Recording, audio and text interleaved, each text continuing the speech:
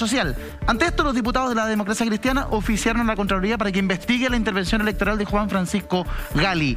¿En qué le cambia la vida a la gente de Puente Alto, que le saquearon el registro civil, que les reventaron los comercios? ¿En qué le soluciona la vida? En nada. ¿En qué le soluciona la vida a los miles, a los cientos de miles de chilenos que ayer pacíficamente, la gran mayoría, fueron a la calle para hacer demandas sociales? En nada. Entonces, tú dices, tú te estás un poquito para atrás, le sacas la pasión al tema, porque los involucrados, hay mucha pasión, hay mucha rabia, hay mucha participación, está muy vivo todo. En nada, tú te miras para atrás, miras la gran película y dices, esto no soluciona nada.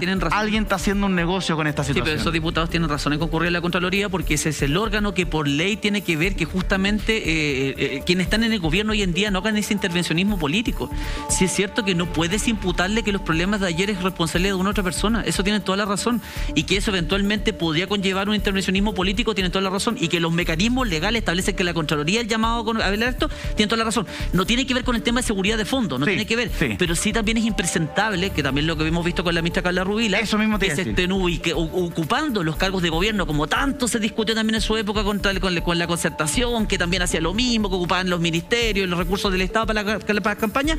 Lo mismo es impresentable ahora, y también tienen que preocuparse el poder político de fiscalizar ese tipo de problemas administrativos, porque no son delitos, pero sí son sanciones, faltas graves a la probidad pública. Basta con harta pega a la Contraloría, porque entre lo de Carla Rubilar, la ministra Rubilar, y lo que está pasando ahora con el subsecretario Gali, la verdad es que las denuncias van a aparecer una tras otra en la Contraloría. Y es verdad que esa práctica de mezclar peras con manzana, de la pega en los ministerios, la pega en el Estado, la pega en el gobierno con las cosas electorales, es eterno. Es que realmente es impresentable que el gobierno salga a responsabilizar a algunos candidatos por la violencia. Yo entiendo que puede tener el fundamento en el tema de la famosa ley de indulto. ¿Por qué?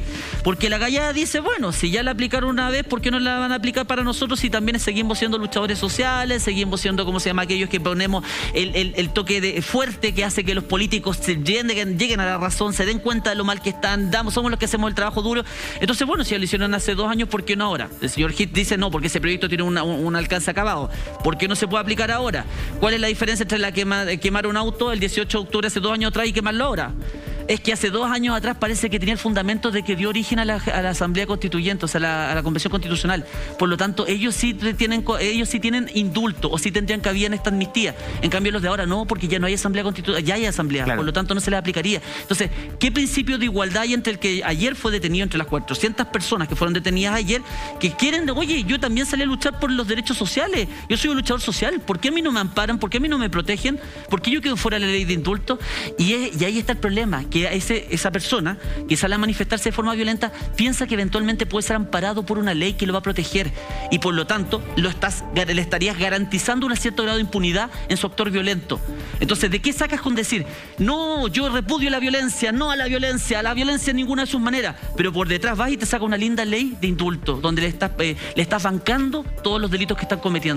Eso me parece que es no ponerle la verdad en la cara al problema. Hoy día habló el ministro Belolio, vamos al tiro, diputado. Hoy día el ministro Belolio se refirió a este tema. Vamos a escuchar sus declaraciones y seguimos comentando.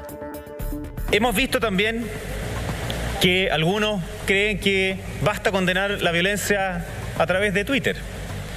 Pero no, particularmente para quienes hemos sido en el pasado parlamentarios, hay una responsabilidad adicional. No basta con tuitear. Hay después que accionar y tener un correlato, una coherencia entre lo que se dice en Twitter y lo que se hace. Y por tanto no basta con decir condeno la violencia al mismo tiempo que propongo un proyecto de indulto para indultar los mismos delitos que vimos el día de ayer. Ya, o sea, la verdad es que, ministro Belolio, con mucho respeto, la vida y el país no pasa por Twitter. Dejémonos de tonteras, o sea, de verdad.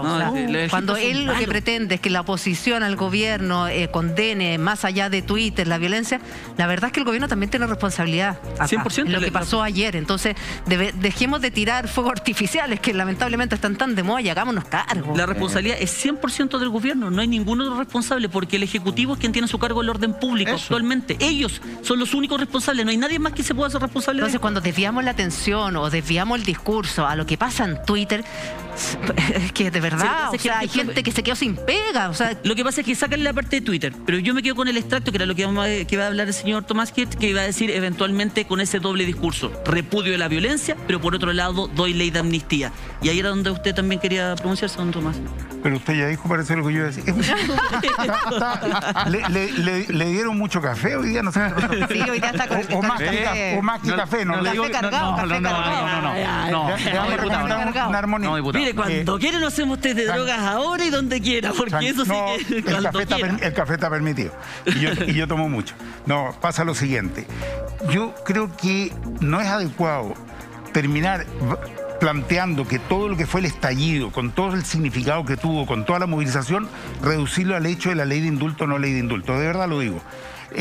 Ese fue un momento histórico y único y épico en la historia moderna chilena, de la cual surge todo el proceso de la nueva Constitución. Pero también surge la claridad respecto a la importancia de cambiar cuestiones estructurales del modelo económico, político y social chileno.